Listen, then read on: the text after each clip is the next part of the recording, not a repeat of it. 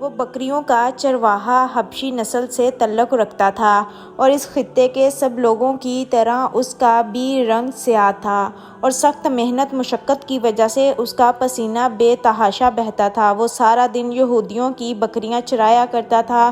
اپنی زندگی میں مگن بکریاں چرانے کے علاوہ اس دنیا کی کسی اور چیز سے غرض نہیں تھی۔ ایک دن بیٹھا ہوا تھا، یہودی جنگی تیاریوں کے بارے میں بات کرتے ہوئے اس کے پاس سے گزرتے ہیں۔ اچانک اس کے دل میں احساس پیدا ہوتا ہے، پتہ کروں کہ وہ کون سی طاقت ہے جو یہودیوں کے مقابلے پر آ رہی ہے۔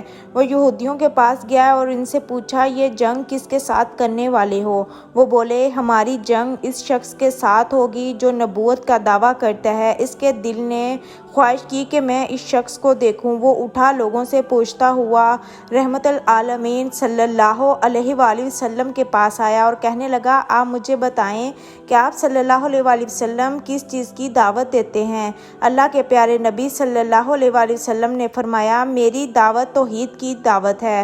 اللہ کے سوا کسی کی عبادت نہ کرو، اس کے ساتھ شریک نہ ٹھہراؤ اور مجھے اللہ کا رسول مانو، یہ کہ میں اللہ کی وحی سے اس کے احکام لوگوں کو پہنچاتا ہوں۔ اس نے کہا، اگر میں ایک اللہ پر ایمان لے آؤں اور آپ کو نبی مان لوں تو کیا ہوگا؟ آپ صلی اللہ علیہ وسلم نے فرمایا، جنت ملے گی۔ وہ بہت حیران ہوا اور کہا، اللہ کے پیارے نبی صلی اللہ علیہ وآلہ وسلم، میرا رنگ سیاہ ہے، میں خوبصورت بھی نہیں اور میرے پاس کچھ بھی نہیں۔ اگر میں اللہ کی راہ میں لڑتے ہوئے شہید ہو جاؤں تو کیا مجھے جنت ملے گی؟ آپ صلی اللہ علیہ وآلہ وسلم نے فرمایا، ہاں، تجھے جنت ضرور ملے گی۔ اس نے پوچھا، مگر اب اس ریوڑ کو کیا کروں؟ بکریوں کا مالک قلعہ میں بند بیٹھا تھا۔ یہ مالک یہودی تھا اور خیبر میں صرف یہودی آباد تھے۔ رسول اللہ صلی اللہ علیہ وآلہ وسلم نے فرمایا، بکریاں جہاں سے ہانک لائے ہو اسی سمت ان کا رخ پھیر دو، وہ خود بخود اپنے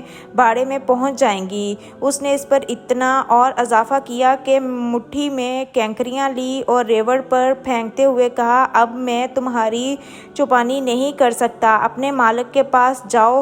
دیکھتے ہی دیکھتے بکریاں قلعے کی دیوار کے نیچے پہنچ گئی جہاں ان کا باڑا تھا۔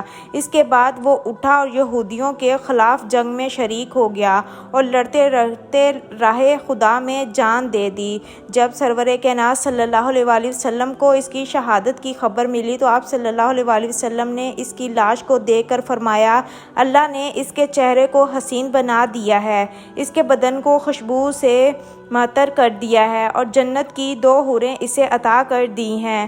یہ حسین چہرے والے اسود رائی رضی اللہ تعالیٰ عنہ تھے۔ انہوں نے سوائے جہاد فی سبیل اللہ کے علاوہ کوئی کام نہیں کیا، ایک نماز پڑھنے تک کی مہلت نہیں ملی، لیکن انہوں نے صادق دل سے نور ہدایت سے اپنے دل کو منور کیا اور اتنا بڑا مرتبہ حاصل کیا۔ اگر آپ کو یہ ویڈیو اچھی لگی ہو تو میرے چینل کو ضرور سبسکرائب کریے گا تاکہ مزید ایسے واقعات آپ تک جلد پہنچتے رہیں۔ اللہ حافظ۔